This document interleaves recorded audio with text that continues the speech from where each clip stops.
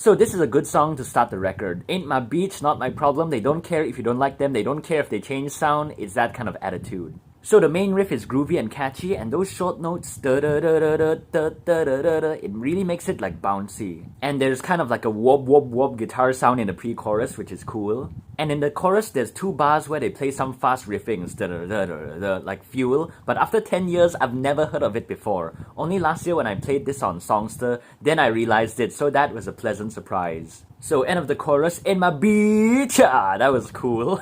For a song with so much attitude and aggression, the guitar solo sounds really melodic and sounds like a country song solo, and it sounds like he was using like a guitar slide or something. The outro has very good ad-lib, ain't mine, ain't mine. Back in the day, I used to love this song a lot, but now I don't really have the patience to listen to all of it. They could just go from verse 3 to the outro, but they played the full verse 3, the full third pre-chorus, and the full third chorus, and it makes it feel like so dragged on. So remember, short and sweet and making people want more is so much better than overstaying your welcome. So this one is a 6.5 out of 10. 2x4, a great drum intro, catchy riff, and a catchy verse. So when I was younger, this title was a turn-off. I didn't understand it, I thought it was stupid, but once I gave it a chance, it easily became my favorites very quickly. This is like the ultimate truck-driving monster truck kind of song. And the vocals are really great, it's so gritty, catchy, and aggressive. The Retribution chorus part, I was 50-50 on this for a long time, but at least it gives a break from the aggressive verse vocals, and in the chorus it's like more mellow.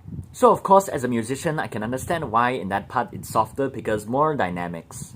And for me, the verse is really the highlight of this song. The chorus is not even that catchy. And here's another praise for their dynamics. Luckily in this song, in the bridge, they also mellow it down a bit. And I love how the drum fill in the bridge leads back to the intro. After the mellow bridge part, Lars plays 2 fills. In the first one, it's some random stuff, and in the second one, he plays the intro fill again. And it's a good way to loop back the song and just play the riff from the beginning again. So it's playing something familiar, so you know you're taking people back to that place they were before. If you played 2 random fills, it wouldn't hit as hard because you know, oh, you heard that fill from the intro before. For me, this song, 9.5 out of 10, minus a few points because of that Retribution part. It's catchy, but I'm not really into it also. The House That Jack Built. The riff, tone, and vibe of this song really gives me the feeling that this is a Cthulhu-inspired song. The riff also reminds me of Sandman. The verse melody feels like there's a lot of tension in the notes he's using, but not necessarily just the notes, but maybe the way he sings it. It feels like very tense. Also, we got some whoop whoop whoop sounds here and there. I would describe this song as creepy, dark, and haunting with everything I'm hearing so far. In 417, the guitar solo with the whoop whoop whoop sound is cool, but it sounds like someone is vomiting. It's very rare for me to not like a verse in a Metallica song, but for me, this song it's 50-50. In 521, James sings a higher octave chorus. I don't think he's ever done that before, and it's very unexpected. Other examples of songs that sing higher octave vocal parts are One Republic, Counting Stars, and Nirvana, Lounge Act. But for me, I'm not really into the outro, it feels random, I'm 50-50 on it, but it fits well as an ending. So for this song, it's a 4 out of 10. There's nothing really bad about this song, but I just feel like it doesn't need to be 6 minutes, you can cut it down, and I don't really relate to it. Until It Sleeps, that intro lick is so melancholic, the notes, the tone, the way it feels, dun dun na na na na, it's just so great.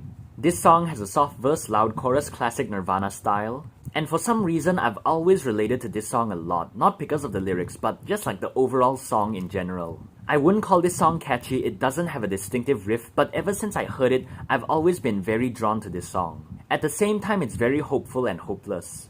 It has a lot of like happy and sad kind of mixed feelings and despair attached to it.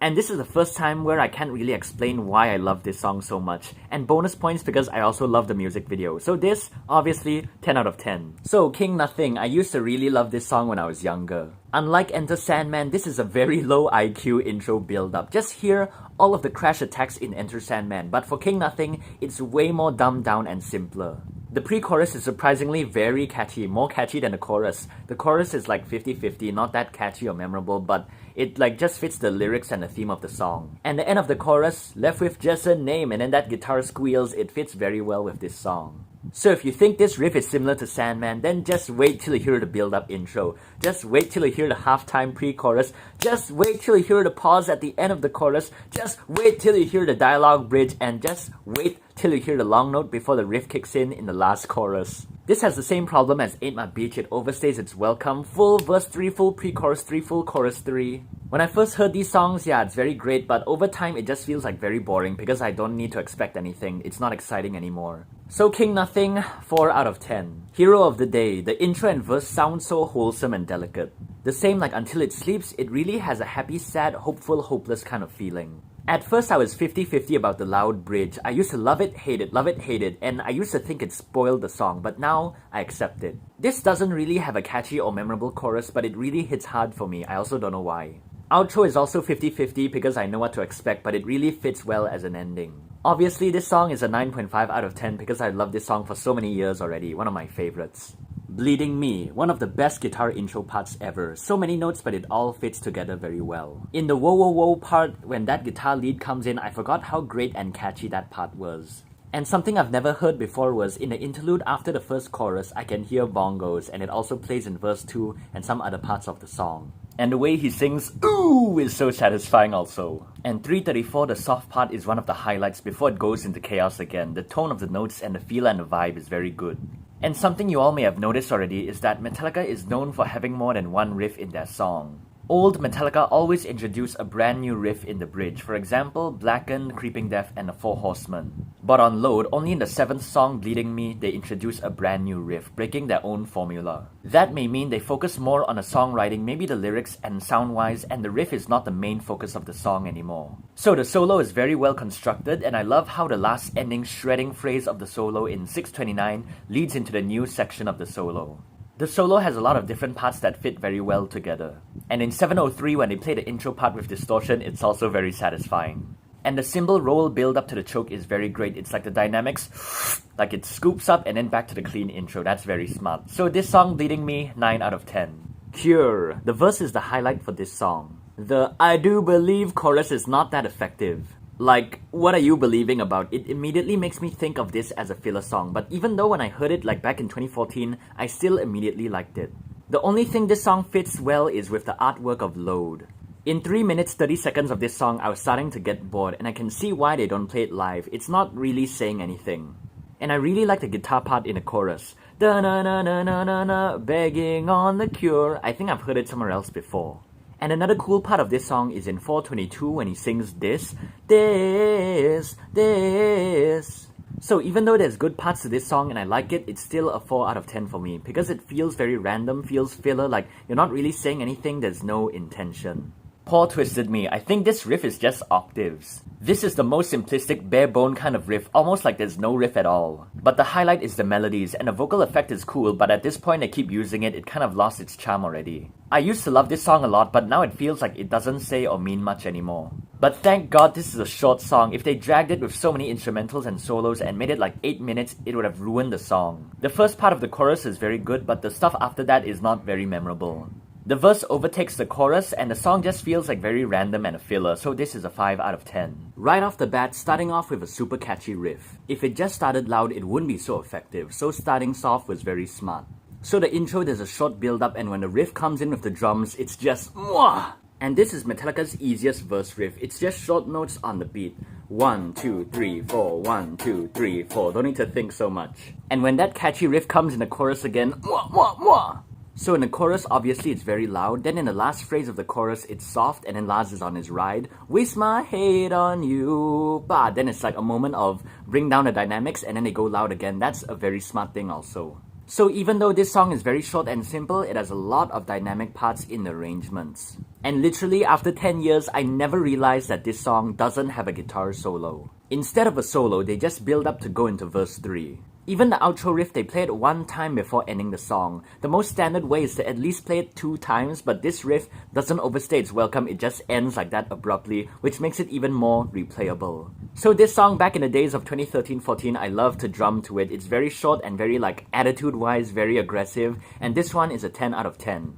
Mama Said, this song is also one of my favorites. The country guitar lick in the chorus, doom, doom, doom, doom, doom, doom, that bending is so satisfying. For me, this is the ballsiest songs they ever released, even more ballsy than Nothing Else Matters or Fade to Black. So the verse 3 melody variation is very great, and this chorus has a very pop song kind of feel to it. Let my heart go, let my heart grow, it might get annoying after a while. I think back in the day, I also thought it was getting kind of repetitive. And in 424, that guitar part is so short, but it's so great and effective. So this song, 9.5 out of 10. So the Thorn Within, for some reason, I always thought this intro sounds like kind of dumb. This is the only memorable riff from this album, and I love the hi-hat barking sound. The verse and the riff is the highlight, and the chorus is not effective at all, but they play the main riff under it, which saves the chorus. The chorus also feels like it doesn't say much, or I just don't understand the message it's trying to convey. And the last phrase of verse 2 comes my way. It sounds very nice, the way he sings it and the melody. I've never heard that short bridge before, but it's very forgettable, just as forgettable as the unmemorable chorus. The solo has some exotic sounds, but by chorus 3 I was getting bored already.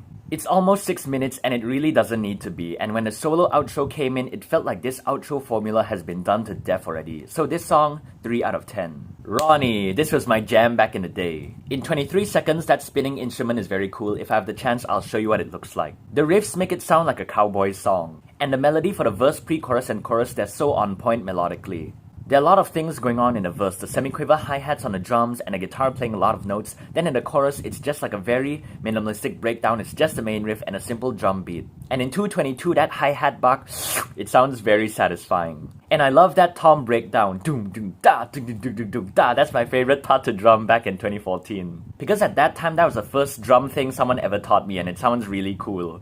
And the dialogue fits very well, the way he says it. And in 407, Lost My Way, that melody variation is very cool.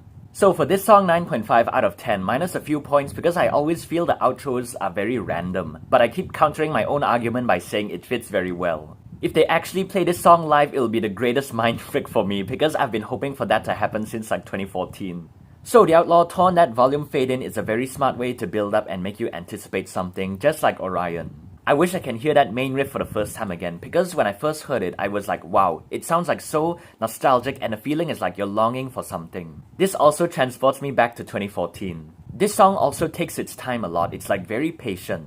It doesn't feel like it's rushing to get somewhere, it's like very steady and calm. Normally I would complain about this, but for this song it works very well and that extra drag makes it feel like it's very necessary. And the chorus is just a minimalistic long note in contrast with that wordy verse. And the bridge also works well with everything. The verse, riff, chorus, it 100% feels like it belongs there. And the volume swell build-up is also very nice. The melodies and notes he's playing also is like just ear candy. And the shredding in the beginning of the solo, I bet when I first heard it, it really caught me off guard and it was like, wow. I really wish I can have that experience again, along with that dive bomb.